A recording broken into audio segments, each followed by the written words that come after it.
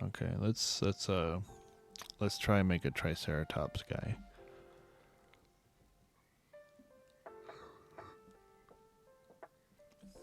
Oh man, I'm so tired. What time is it? Oh wow, it's 12:23.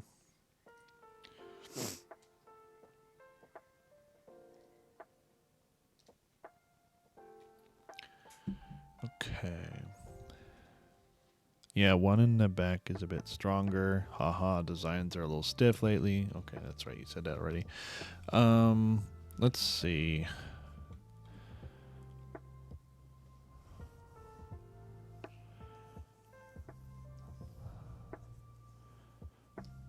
I'm gonna design Triceratops guy.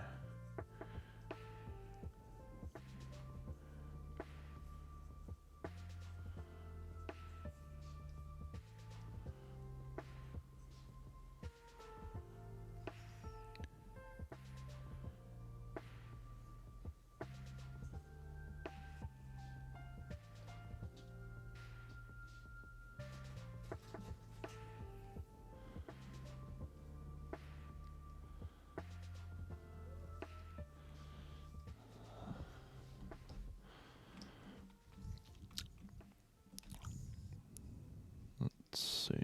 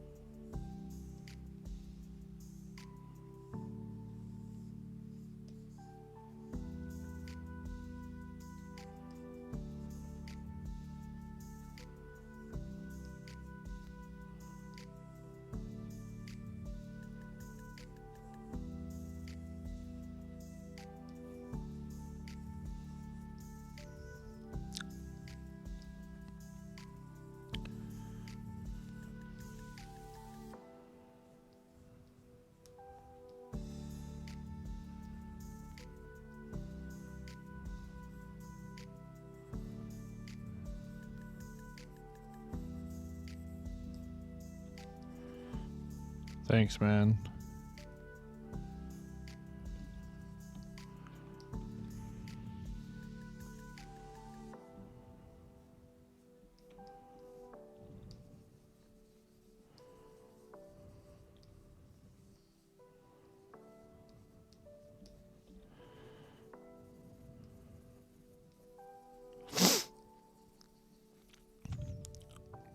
This is looking cooler than I could even thought I was gonna do.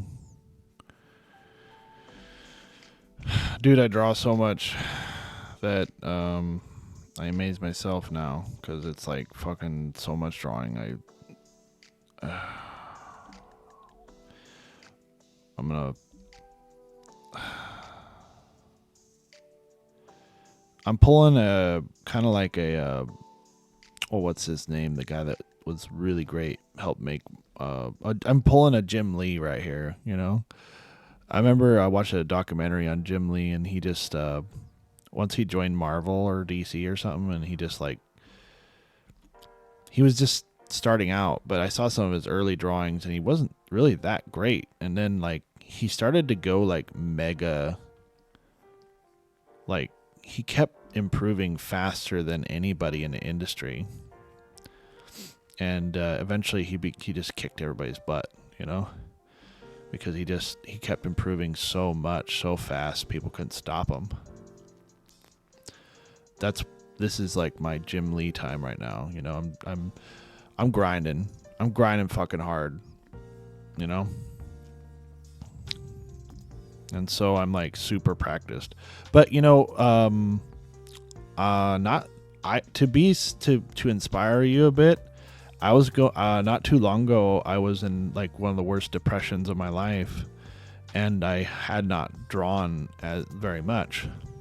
I wasn't drawing as much as I should have been because I was just depressed, and you know, I had a lot of issues like that, and I'm just saying that, you know, I felt out of practice too, but I caught up. I caught back up to where I used to be, and then I went way farther than I had ever did before. And I'll say, you know, like technically these drawings are not as good. I mean, they're just as good as like any of my, like probably my past drawings, but I've gotten like infinitely faster, and the stuff I draw has way more purpose. That's what I would say like comics has done for me, is like they make it so that everything you do has like a story, because you're always storytelling, right? And I'm also combining the years of like being a designer into all this design, you know, being like concept art design, into the experience of doing comic type stuff. Now let's make this guy. Let's add some like character to him. Let's add some cool like little like, oh man, maybe he's got some like cool like, I don't know. Let's put some like patch here that's got some stuff on it, like spikes. Do something that looks really metal, right? And maybe another one. You know, metal like Metallica.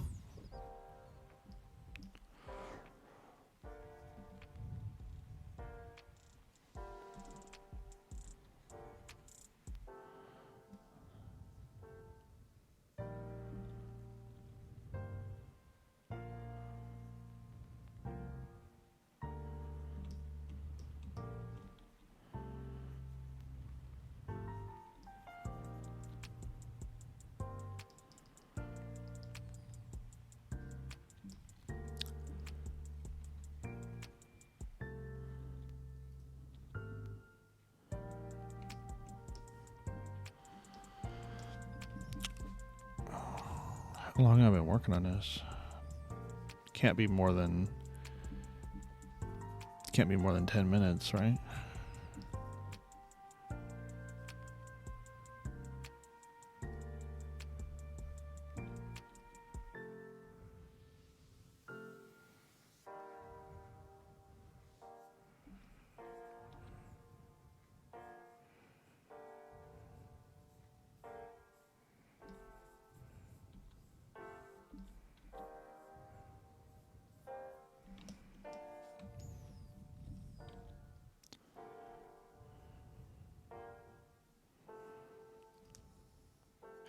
I think this would be a really cool. I'll probably use this in a YouTube clip or something. I think these little cool little like demos I do in is good for that. Because I'm working off. I don't have any design sheet. No design. I haven't done anything like this. And you know, I really don't draw Triceratops very often. Hardly at all, actually. So it's just a nice break from what I normally draw. I usually draw a lot of, I guess, just drawing like leaf eaters in general is a nice kind of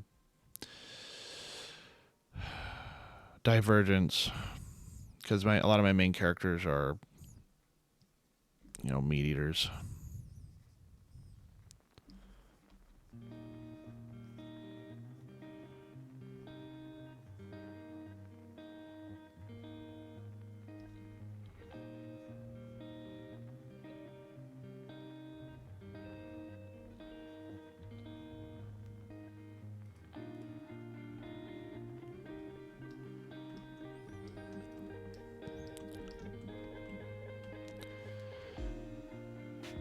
Let's see. Nah, not long. And he says, yeah, that would be sick. They were one of my favorite dinosaurs. What's your favorite? Pretty much the T-Rex, my favorite dinosaur. I guess you could say the Velociraptor is number 2. But you know what? Before Jurassic Park came out, my favorite dinosaur was were the because everybody gets affected by media, right? Like you get affected by the fact that Jurassic Park came out. It can't help but love the T-Rex. But before Jurassic Park came out, one of my favorite dinosaurs was the iguanodon. Surprisingly, I just thought it was a cool dinosaur. I thought it looked really cool, and then it had these like spiked thumbs. It was just a cool. Probably because I probably liked it from seeing it in, I think, Phil Tippett's dinosaur movie. Have you guys ever seen? You've seen that, right? The Phil Tippett's dinosaur movie that was made with clay, stop motion. That shit was scary. Man, he made dark stuff. That just shows you how, ironically, Phil Tippett was the original. He was supposed to be the guy who was going to make the T-Rex for Jurassic Park. But then they decided to do 3D animation. But what's interesting is Phil Tippett still animated that T-Rex in Jurassic Park because, see, they were not able to animate. The computer guy was able to make a really cool looking T-Rex, but he wasn't able to animate it properly. So Phil Tippett, the original animator for the T-Rex, who was going to make it and animate it, they made a computer maquette, like a computer dinosaur controller thing. And so he just did his stop motion controlling with that. And that's why they were able to make such great animation of the T-Rex with the 3D animation that was brand new at the time, was because Phil Tippett used his probably over 30 years experience of being one of the best stop motion animators in the world, used that skill on the T-Rex in Jurassic Park. Traditional stop motion animator, the best in the world, was doing that. That's why I say a lot of these like movies from the 90s and like early 2000s were made by grandmasters. Like all these incredible artists from the old times were at the peak of their game, and they were all putting all of their effort into these iconic films. You can't just replace that with technology.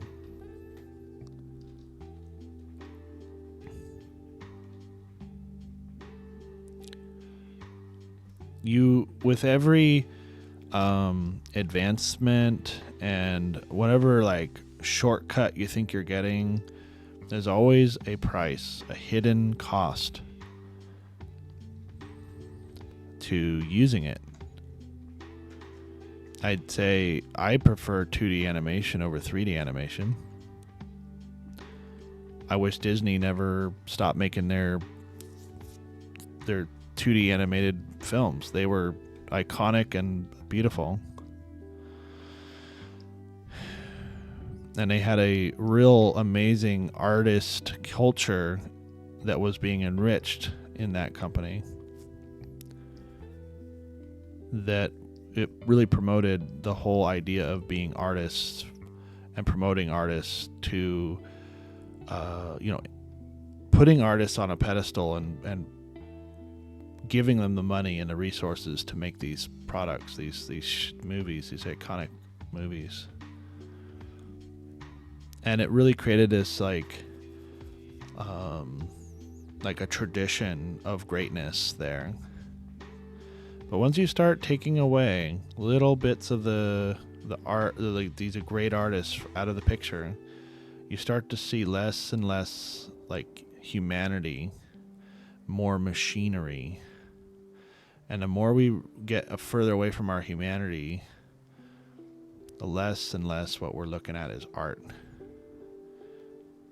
in these films.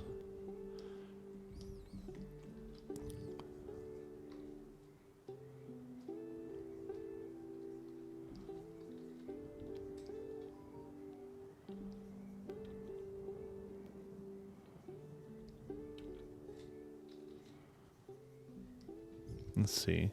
Moose says, yeah, that would be sick. They're one of my favorite dinosaurs. What's your favorite? I think my favorite when I was a kid was Stego or Patchy. So long ago, I can't remember it well. I sent another quick draw. Haha, a bit happier with the look. Yours is something else, though. Looking wicked. Thanks, man. I'll take a look in a sec.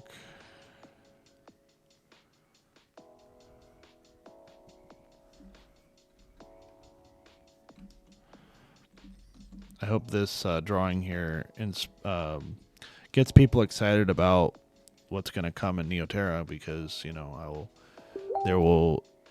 it just helps show that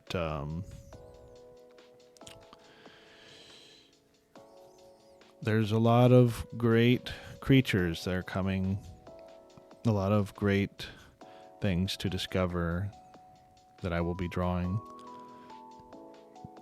Oh, nice. Did you just draw that just now? That was quick if you did. One thing I see in your art that's really cool is a lot of personality.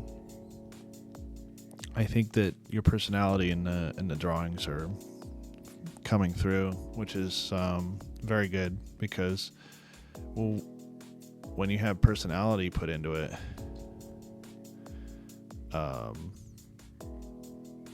that's something that I think a lot of people that don't even have, I mean, they may have like a lot of skill, but they or rendering capability, but if they don't have any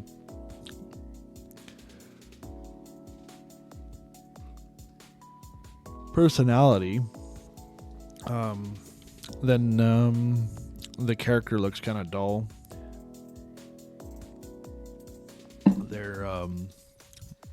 They gotta have personality. And he says, "Aw, thanks, man. I try to give people a personality, haha, though they tend to look grumpy."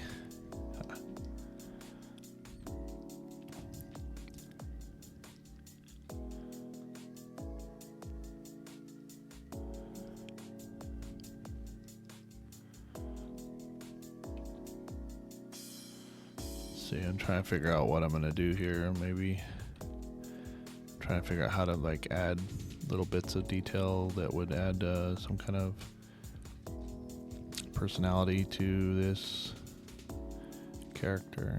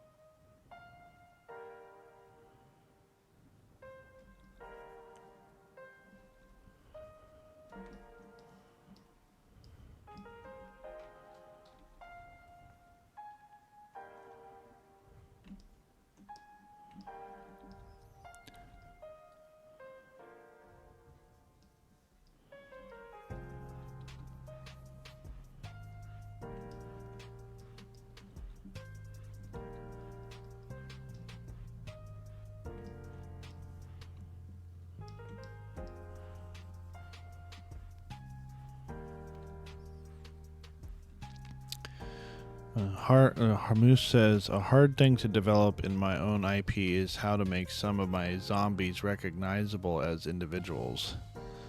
They're not traditional zombies, they're all covered in slime, but it's been fun to work out solutions to make their individuality apparent. Yeah, so that's kind of your unique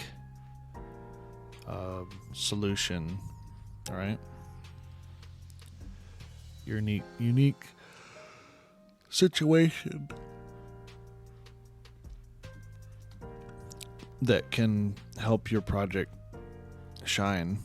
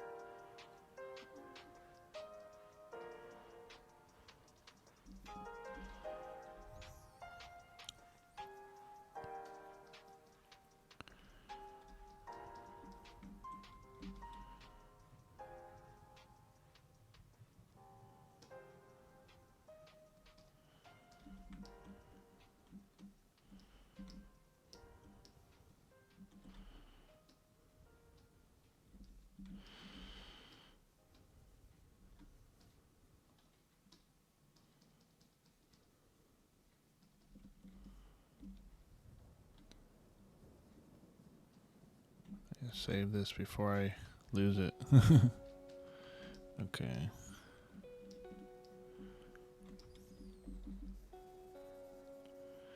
Oh damn, that eye. Bringing both ancient and I'm sick of your shit. Haha. Yeah.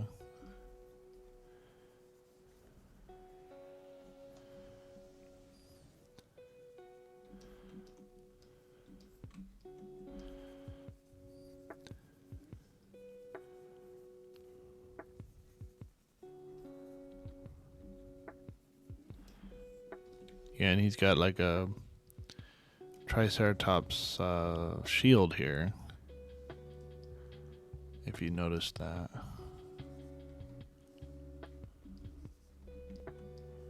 Like a Triceratops shield.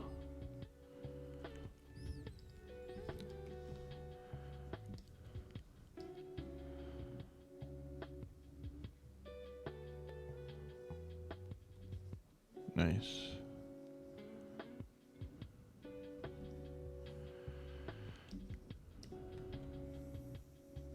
Cool thing to do is like have overlapping shapes, so they can create depth. So if you notice, I got here, here, and here. They're all different planes, so it's creating like a bunch of depth.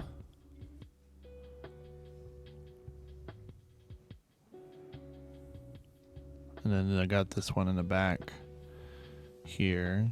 That's maybe some kind of big, thick shoulder plate or something.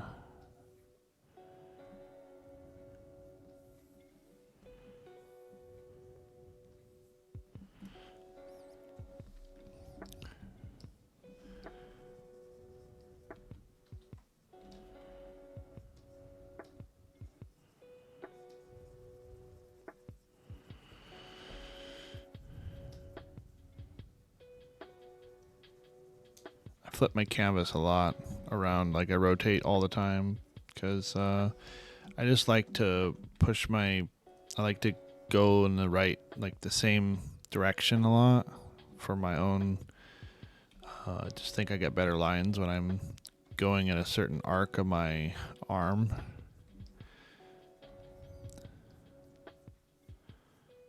So I try to stay within my normal rotation of my wrist and all that.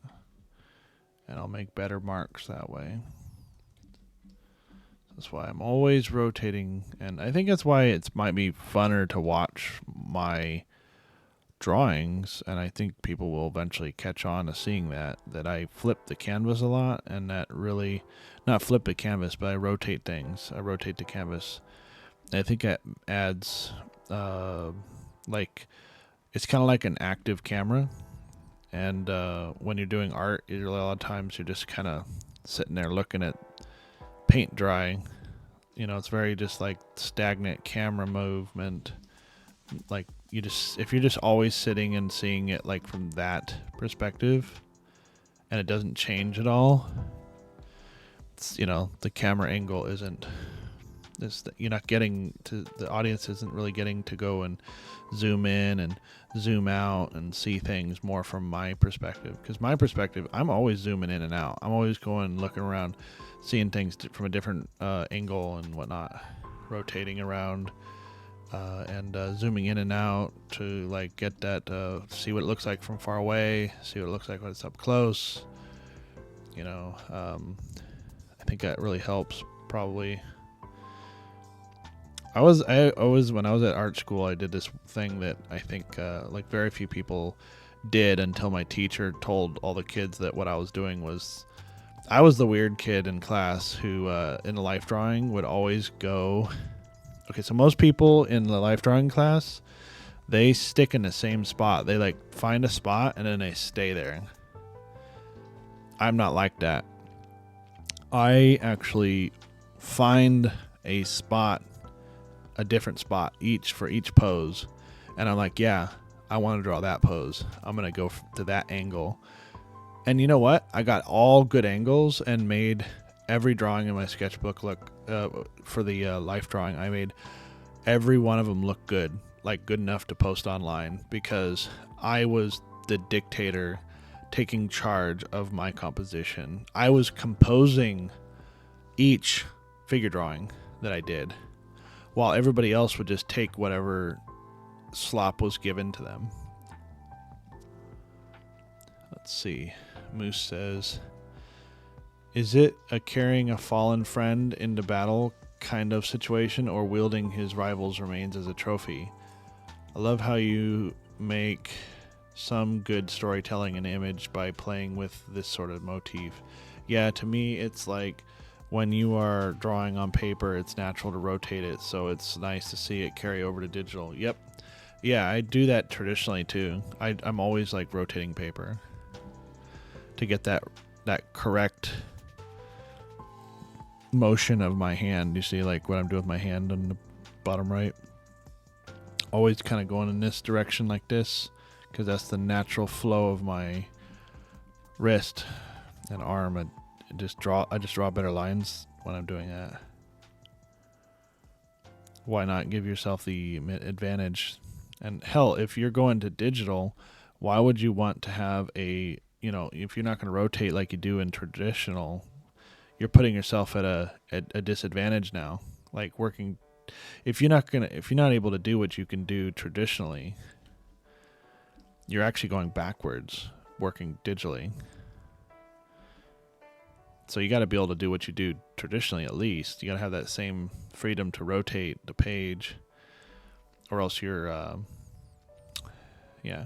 I remember one time, for like I can't remember, it was like months or a year or something, my rotation on my Photoshop wasn't working. I couldn't figure out what was wrong with it. And all my drawings were worse because of it. Because I couldn't rotate. I had to start trying to paint without rotation.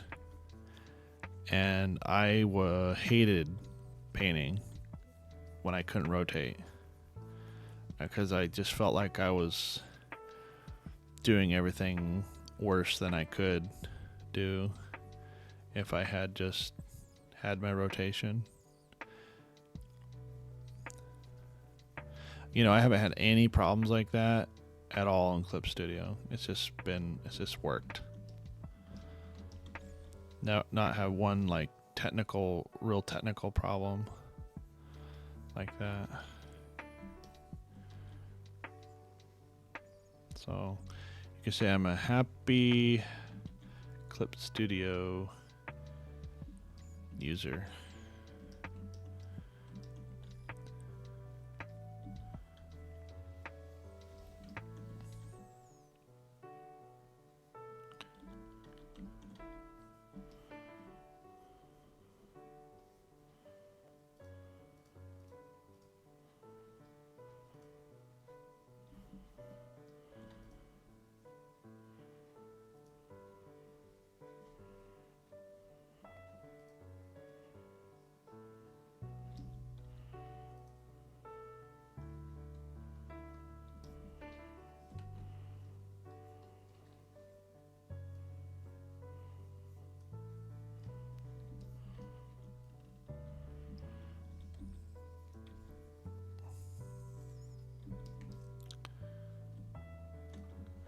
Sure about that.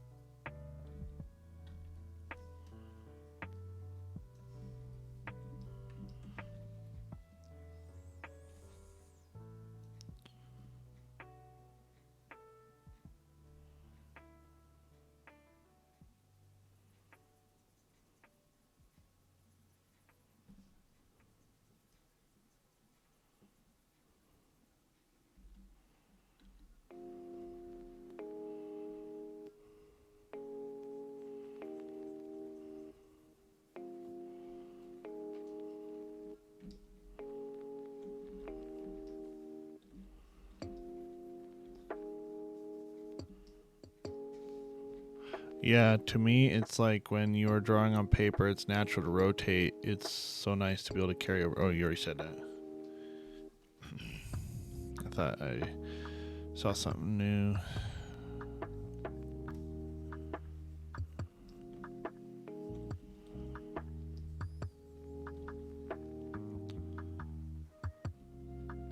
So today is Friday night. Probably it's already Sunday now, or Saturday. But I gotta get myself to bed here soon. Gotta wake up and stream tomorrow.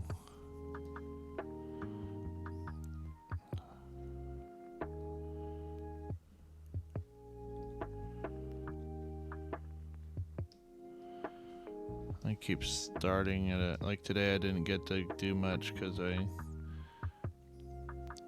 had stuff to do.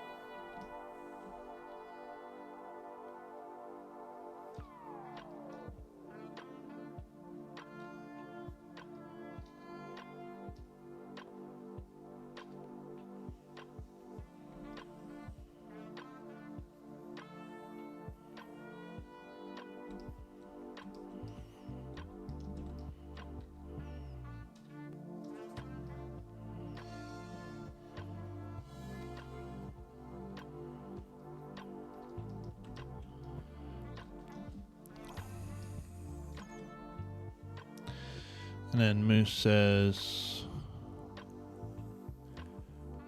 haha, sorry making my partner drink a drink. She is tired after setting up the reptile tanks. Yeah, dude, you know I'm good sleep schedule fan, so don't overstretch yourself.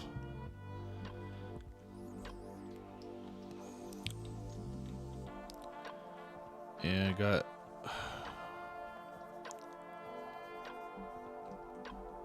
Yeah, I gotta get myself to bed.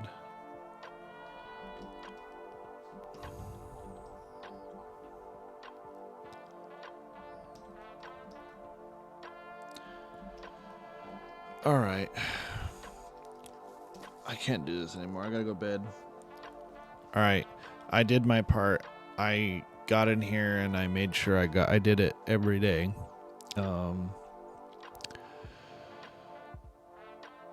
For 2 hours, or probably more than 2 hours. I've been here since, what time is it? 1 o'clock just now, so I think I've been here since like 10, so like 3 hours. Alright, well, at least did something. Okay, it's funny, they often draw Triceratops and T-Rex in battle in paleo art, but the latest science basically suggests it'd be like an elephant taking on a lion, as in the Ceratops would kick butt. Well, yeah, the Ceratops was designed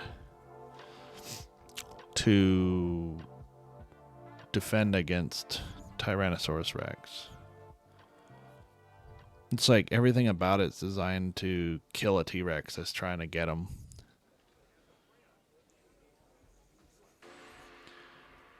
Like, the Triceratops just has to stay put, and the T-Rex will, like, run into it and get killed quite easily. So T-Rex just better not mess with the Triceratops. But I think they were saying they're a catch-22, the two of them. Like, the only thing that could defeat a Triceratops is a T-Rex, because it's the only thing that has the teeth and jaws strong enough to actually penetrate its defenses.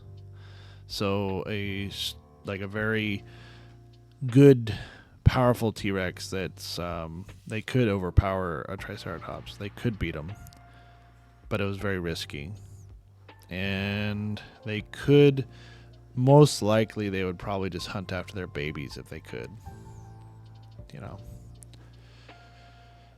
But, you know, even the, like, lions and stuff, they don't want to take on a full-sized water buffalo if they can help it. It's very risky to take on a full-sized water buffalo. Better off to just get the baby. Crowded places, feel it sinking in. Lonely faces, say